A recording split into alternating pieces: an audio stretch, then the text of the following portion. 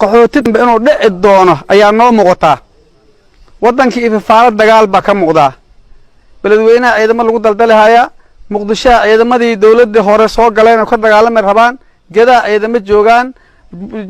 maartay galmudug ba ciidamo lagu daldalaya ifafaalo colaad ba dalka ka muuqda alaab xirxirashaa la galay dadkii bacmisarka meesha naftooda iyo maalkooda oo la carar lahaayeen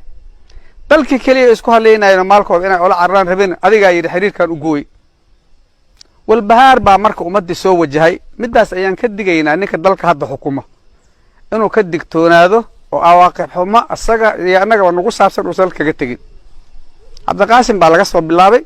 Cabdullaahi Yuusuf Axmed baa ku xigay Sheekh Shariif baa ku xigay Xasan Sheekh Maxamuud baa ku xigay adiga lambarka shanaad baa tahay si fiican bay isugu dhiibeen qoriga nabad baa lagu soo kala galbaday inaad ku dhigto adiga hadda si aabahaado ka dhaxday aad ku dhigto meesha ma suuroobaysa hadda inaan lagu rabin baa ku muuqataa annaga oo ehelku aan hana ceebaynin adigana naftaada ha duleeynin iska dhiib kursiga hadii pointigaaga fooga aad waysay 4.5 way pointigaaga hadaad lumisay waxa dad kula tartanta ma haysid meesha iska dhiiba isaga soo tag waxa hadalkay ku soo gabagweynaa madaxweynow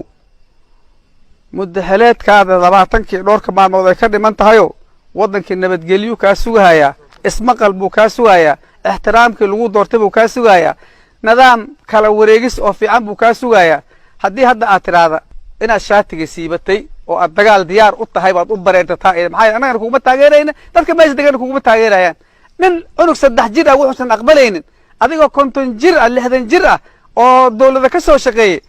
inaad ku hamisaa maba ahayn waxaan u arkaa aqli yar baa kugu jira dib u sugu noqo. Assalaamu calaykum.